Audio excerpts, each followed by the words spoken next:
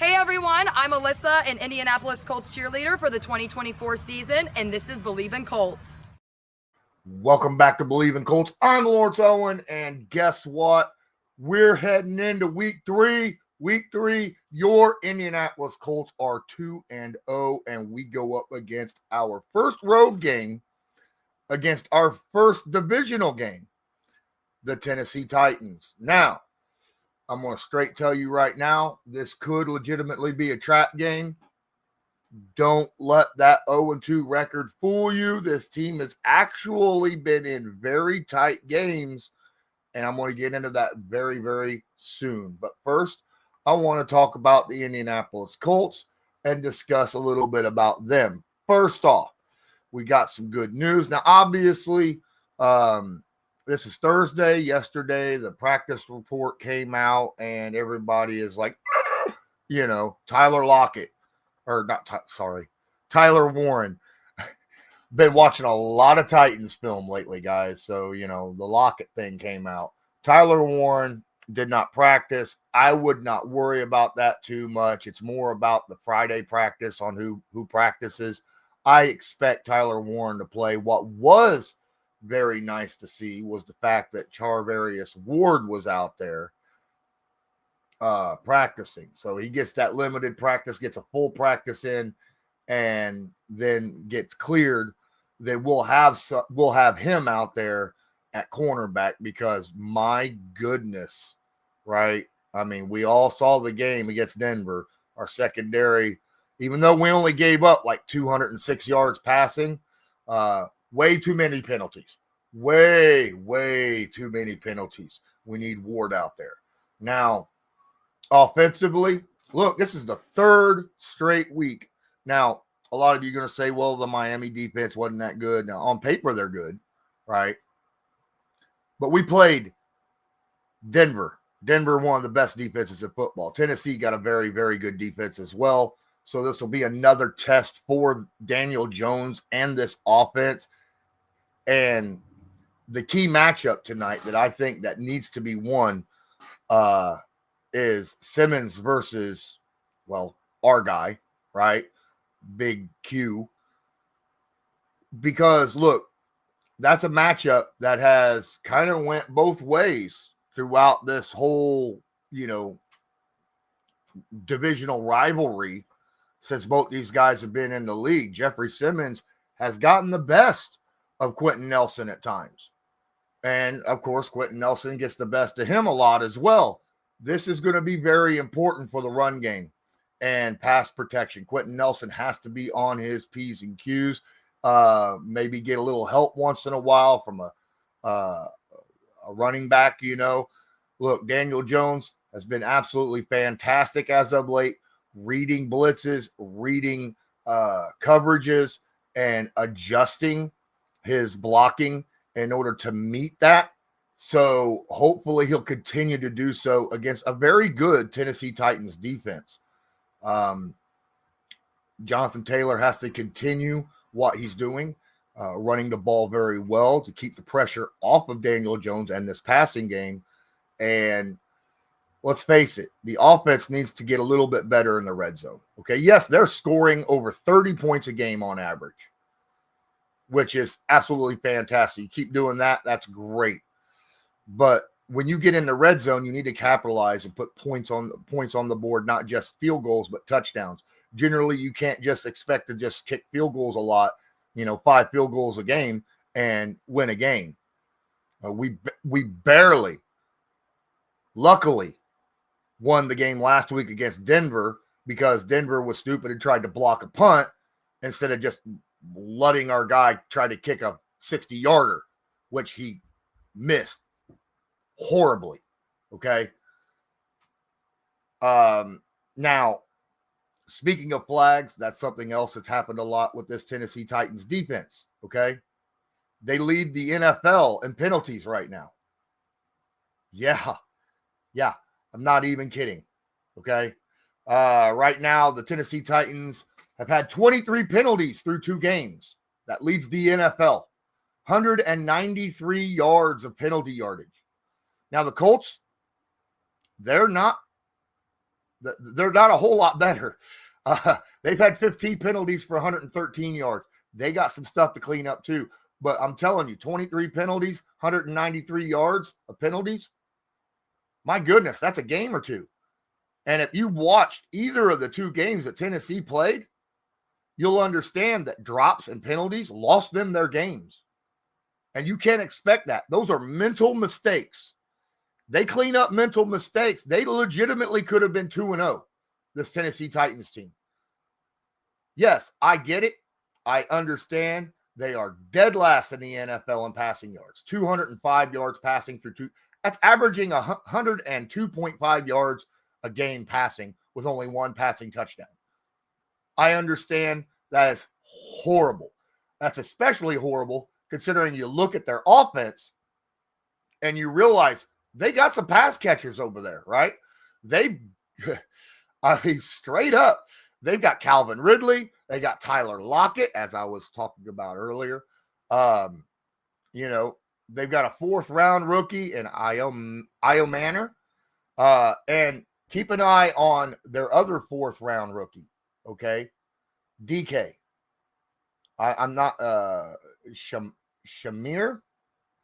I'm not 100% sure how to pronounce that first name. He's quick, he's agile, he's explosive. He's also their kick and punt returner, so that says a lot, right, on what kind of style of receiver that he is. And he can make plays. All right.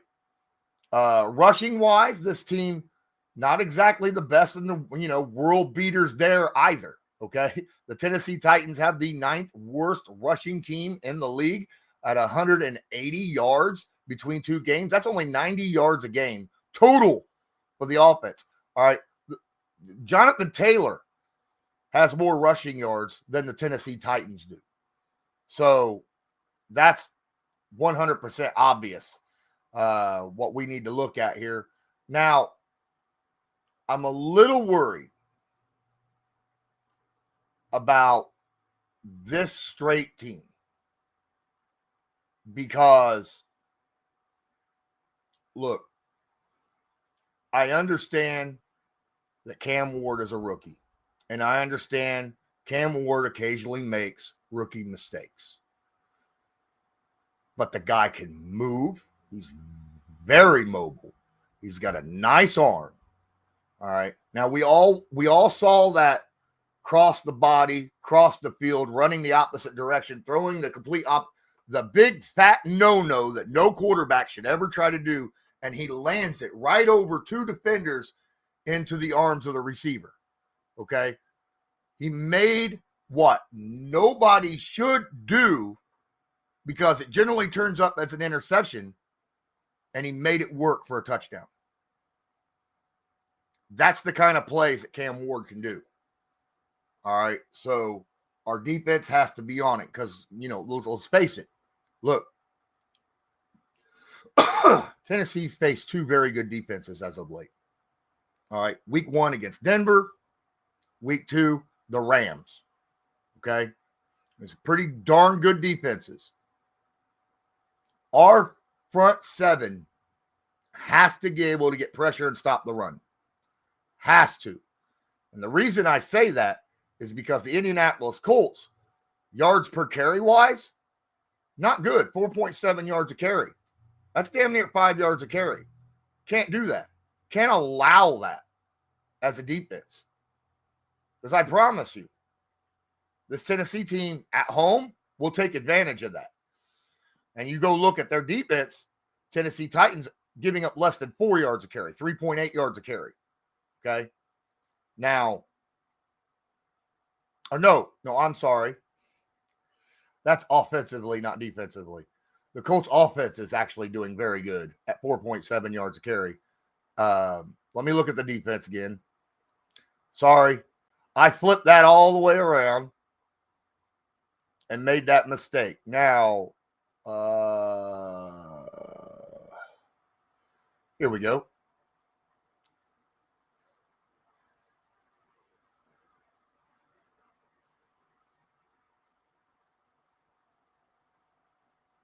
NFL defenses. That's player stats. I don't want player stats. There we go. Advanced team stats. My bad. Defensive, rushing, yards per carry. Where is that at?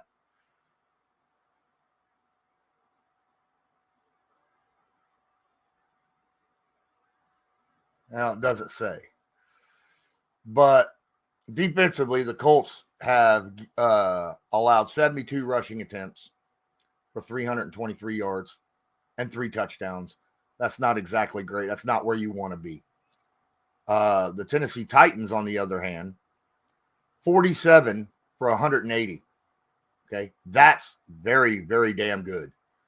Okay, they only give up yards before contact 2.1. That's solid.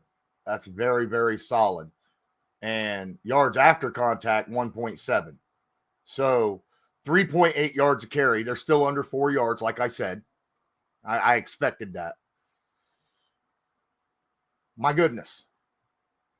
We have to establish the run against this very good, staunch run defense. And look, L'Jarius Sneed over there for the Titans, he has played very good to start this season. Now, when they traded for him, he hasn't played very well, had some injuries, and has kind of been a detriment to the team.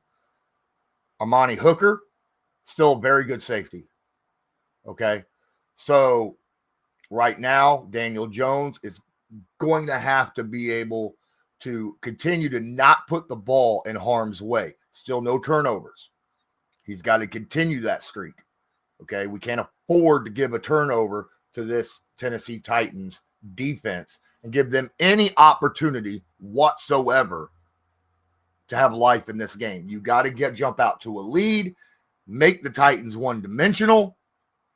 That way the front seven can just go after, just go. They don't have to worry about pass protecting or run defending the run, right, as nearly as much. We could get our super pass rushers out there a lot and get the linebackers that can cover out there if we have any. And in those situations, generally, from what I'm seeing, we end up with 3 safeties out on the field. All right, in situations like that. I've noticed that a lot with this new defense. We end up playing a lot of 3 safety looks with having either a cornerback or another safety out there to help in pass pro, which is fine by me. What I'm worried about is the fact that even though this team on paper for the Tennessee Titans looks bad, like I said, Calvin Ridley's had some drops, okay? Other players on this team have had some drops.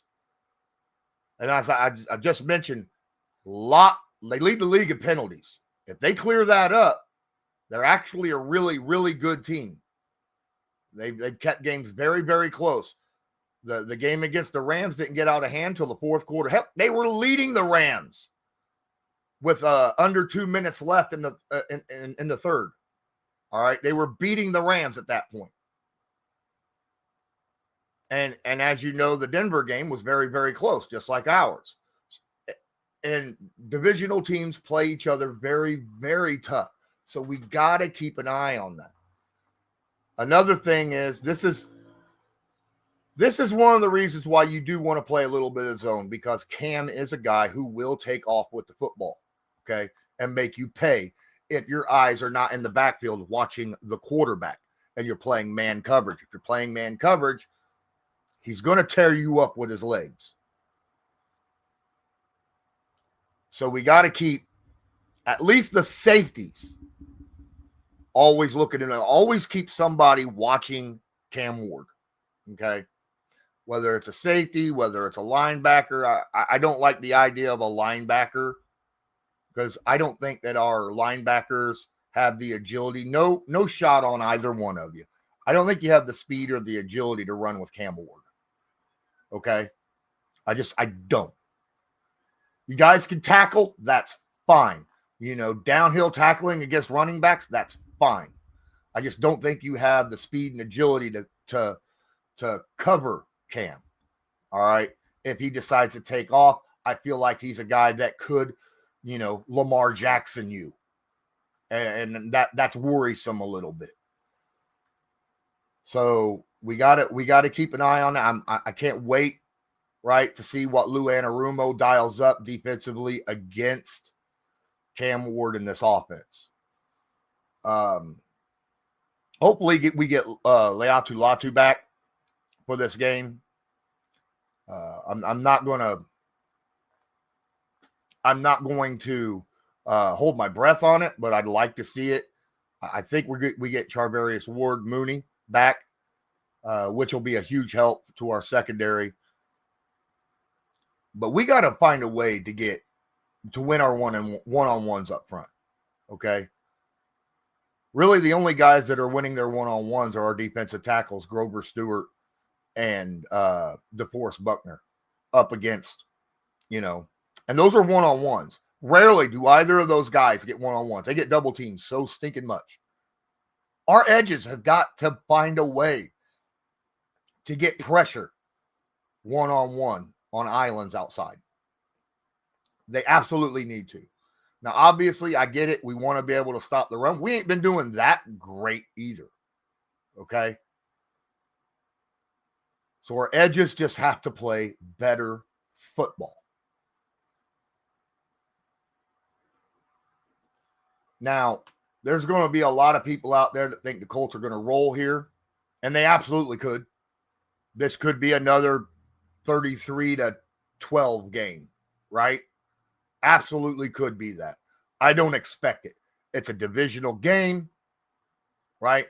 The Titans know Shane Steichen and what he wants to do with the football. That was a big bonus for the Indianapolis Colts against Miami and against Denver. The fact that they weren't divisional opponents, so they didn't know Shane Steichen and how he likes to run offenses nearly as well as what a divisional rival does, who sees them twice a year. I think this is a game that's going to be a much closer than what people think. I think this is going to be more of a 24-17 type of game. That's my prediction for this game. Indianapolis Colts go in and win 24-17. I don't think it's going to be a huge blowout. It's going to be a one-score game. Granted, it's a touchdown, but it's a one-score game. And it's going to be close the majority of the time. I don't know what you guys think. I don't know how you feel about whether or not Mooney coming in is going to help out as much as what I feel like it will, because Howard might still be playing in this game. It might be Mooney, Ward, and Xavier Howard out there. And I don't have a problem with that. Howard just needs to be not as handsy. He could be handsy depending upon how the referees are calling the game. Okay? That's the only thing. If they start throwing a flag, he's got to back off. You can't have 3 out of 4 plays with flags. Okay? But if they're not flipping the flag, keep doing what you're doing, brother. Because you're doing, you did great against Miami playing that way. The refs just didn't throw the flag. Every referee group calls pass defense different. And you got to keep a feel for that and understand how they're doing it. So that's how I feel about it. Let me know how you feel. If you're watching this on YouTube, please smash the like button. Hit subscribe if you're not subscribed. Tag that notification bell so that you are notified next time I go live or upload a video. And drop a comment. Let me know your score predictions and your matchup of the game. I really want to know that. And while you're at it, if you're listening to this to an audio podcast, rate and review this podcast. And guys, share this to your favorite social media. It helps a ton. Let your friends and family know about this, my show here, Believe in Colts, because I think this is going to, I watch a lot of film. Okay. Like I said, that's what I was doing. I was watching the Titans game, the Titans games, both of them earlier, to prepare myself to do this breakdown, to know what I was watching and realize this is not, the